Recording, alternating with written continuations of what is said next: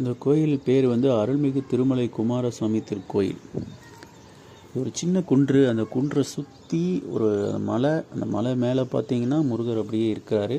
இந்த மலைக்கு போய் வர்றதுக்கு கோயில் நிர்வாகம் சார்பாகவே ஒரு மினி பஸ் மாதிரி கொடுத்துருக்காங்க.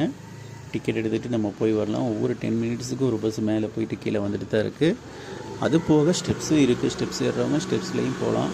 நாங்கள் போன டைம் கிட்டத்தட்ட ஒரு மதியானம் 11:30 நினைக்கிறேன். அந்த டைமில் இருந்தங்காட்டி சரி வெயில் அதிகமாக இருக்கும் அப்படின்றதுக்காக எங்கள் கூட வந்து இந்த சாருகள்லாம் வந்து பஸ்ஸில் போயிடலாம், இந்த வேனில் போயிடலாம் அப்படின்னு சொன்னங்காட்டி நாங்கள் வேன் புக் பண்ணிவிட்டு போனோம்.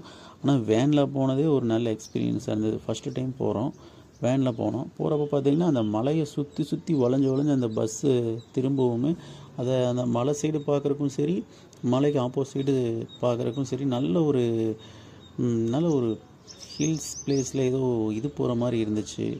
லொக்கேஷன் ரொம்ப அருமையாக இருந்துச்சு.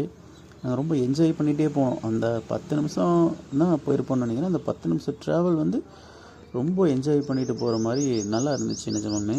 கண்டிப்பாக நீங்கள் வந்தீங்கன்னா இங்கே வாங்க. இந்த கோயில் பார்த்திங்கன்னா தென்காசி மாவட்டத்தில் பண்பொழில் அப்படின்ற இடத்துல இருக்குது.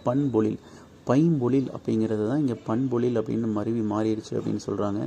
பஸ்ஸு வந்து எங்களை ட்ராப் பண்ணிடுச்சு. நாங்கள் செப்பல் விட்டுட்டு மேலே கோயிலில் சாமியை தரிசிக்க போகிறோம்.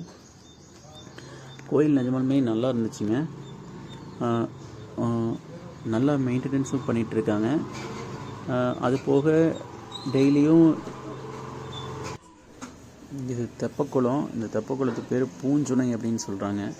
நல்லா இருந்துச்சு. மழை தண்ணி தான் சேர்ந்து அந்த மாதிரி இருந்துச்சு. அப்புறம் இந்த கோயிலுக்கு மேலே சாமியை வழிபடுற முறைகளுக்காகவும் கால் சுடாமல் இருக்கணும் அப்படின்றதுக்காகவும் பார்த்திங்கன்னா ஒயிட் கலரில் நல்லா பெயிண்ட் அடித்து வச்சுருக்காங்க. நிஜமாலுமே நாங்கள் போன டைமில் நல்ல சூடு. அந்த வெறுந்தரையில் கால் வைக்கிறதுக்கும் இந்த ஒயிட் சிமெண்ட் அடித்த தரையில் கால் வைக்கிறதுக்கும் நல்ல வித்தியாசம் தெரிஞ்சுது. கால் சுடலை. இது நல்ல யோசனை பண்ணி நல்லா பண்ணியிருக்காங்க. அந்த பெயிண்டில் கால் வைக்கவும் ஓகேவாக இருந்துச்சு.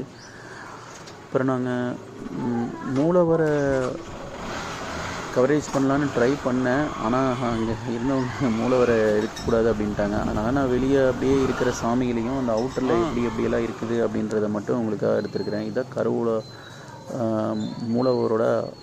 மூலவர் இருக்கிற பில்டிங்கோட அவுட்டர் பார்ட்டுங்க. நல்லா செதுக்கியிருக்காங்க சிற்பங்கள். நல்லா பாருங்கள் மயில் எவ்வளோ அழகாக இருக்குன்னு.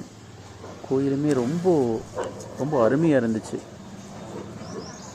நம்ம மிஸ் பண்ணக்கூடாத ஒரு பிளேஸ்ன்னு வச்சுக்கலாம்.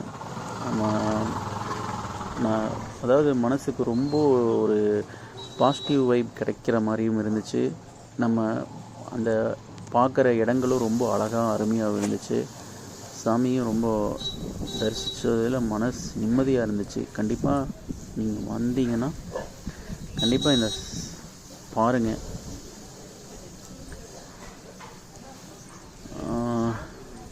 உள்ளே போய் என்னால் ஃபுல்லாக கவர் பண்ண முடியல.